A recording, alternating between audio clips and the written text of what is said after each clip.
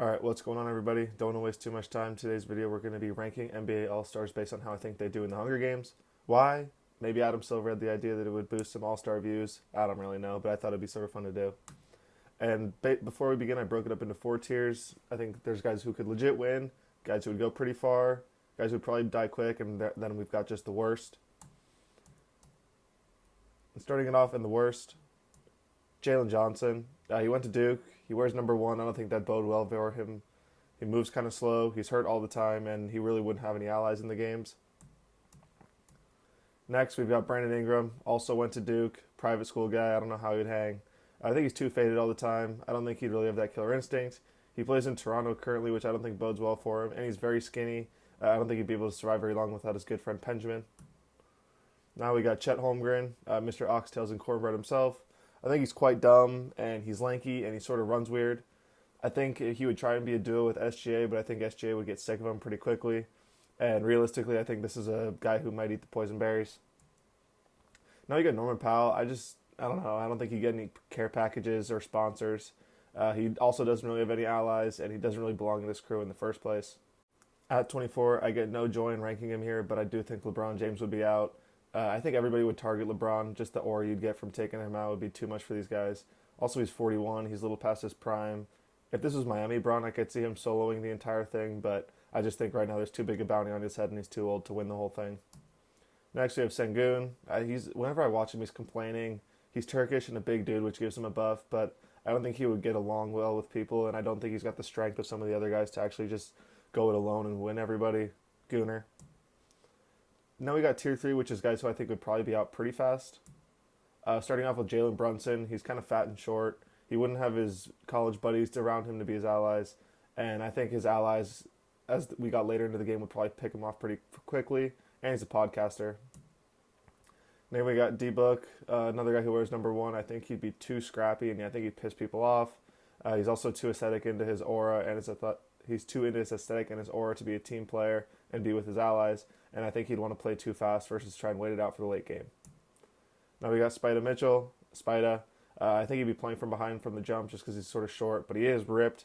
I don't think he would betray his allies. I think he'd be too loyal. I mean, he learned from the Mormons in Utah for too long. I don't think he'd backstab his friends. Now we got Cade Cunningham, maybe a little low, but I think he'd go too hard to try it alone. I think he moves too slow to be a legitimate threat. He's very strong, but I think he'd take some bad fights. And after being in Detroit so long, I think he has too much experience losing to win it. Now Karl Anthony Towns, another guy who might be ranked too low, but I think his Dominicanness would help him out. I think if he was in his high-pitched voice, he'd do better, but I think if he tried to do the deep voice, people wouldn't like it very much. And I think he would actually get his care packages stolen, and he really did after all that. Now we got tier 2, which is guys who I think will survive for a while. Kawhi Leonard, lover of trees, we know this. I don't think his body will hold up very long. We've seen him be injured for his entire career pretty much, but he is a cyborg. If he can be healthy, I could see him ending up a whole lot higher, but that's really not who he is at this point. Now we got Shai Gilgeous-Alexander, silky smooth, but he is Canadian, which I think is a drawback for him. I think people would love him from the sponsorships and they'd give him a ton of care packages, but realistically, I think there's just better options out there. Now 15, we've got Jamal Murray.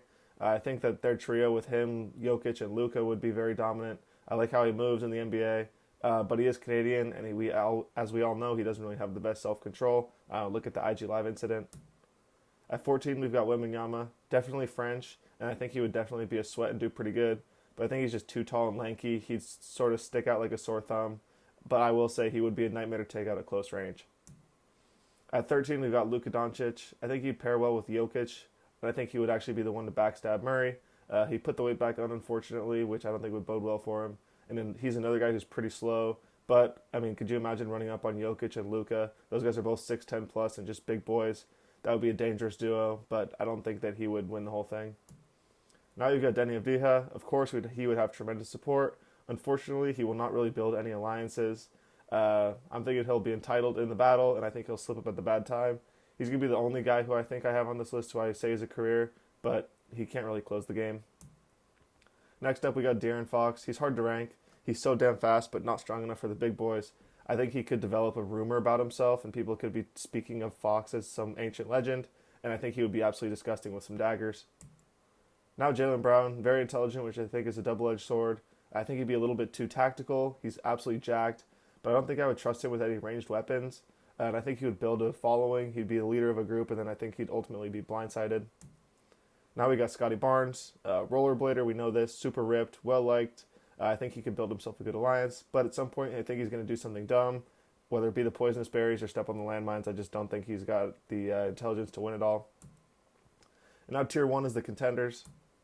At 8, we've got Anthony Edwards. I think he would do well, but he's a little too cocky. I think he'd have no problem taking out the lesser players, and I think he would talk shit to anybody, and I think he'd take too many fights. This would cause him to take too much damage, and I think ultimately he'd chase down Kevin Durant and lose. Now we got Giannis, Greek Freak, 7 foot and ripped. I mean, this guy is absolutely a contender, but I think at some point Kalshi would make the call, and I don't know if anybody would try him until the end game. Tyrese Maxey, he's like a compound V De'Aaron Fox. I think he'd fly around with daggers in his hand. He's a happy guy. People would want to keep him around, but I think eventually he would get sabotaged while he sleeps or something. I don't think anybody's catching this guy while he's awake. At 5, we've got Nikola Jokic. Again, another guy who's got that Eastern European buff. He's a massive human being. He's also tactical. He'd know when the right time to move off allies is, but I think he's just too much of a fatty to win. KD, he has no real issue swapping sides. We've seen this. They call him the Slim Reaper for a reason. He's dangerous from anywhere, but I think eventually someone gets sick of his gimmicks and backstab him. I think he would post enough on Twitter, and he'd have enough allies through Twitter that people would send him supplies. Now we got Steph Curry. I think that he's a legit contender. He's dangerous from range, insane with a bow. This guy's got maybe the best hand-eye coordination ever. So he's got himself a spear and a bow, as you guys can see. I think he'd remain loyal to his guys, but also could go it alone if he had to. And I think he would just get a ton of supply drops. But I don't think he's big enough to take down the top 2 guys when the time comes. At 2, we've got Pascal Siakam. This guy is so lanky, and I bet he would be absolutely disgusting with a sword. He's a silent assassin. His signature move would probably still be the spin move with the sword and just slice somebody's throats. And I think he probably has pointy elbow, so if he loses a sword, he can still take somebody out. And I just think this guy would be comfortable slicing throats. This guy would be nasty. But at number 1, it's Jalen Duren. I mean, this guy's a brute. Imagine this guy running at a full speed. I realistically think he would just sort of sit around in a cave and eat raw meat. I don't think he would ever get an alliance or anything. I think he would just barehand everybody, and I think he would be the champ.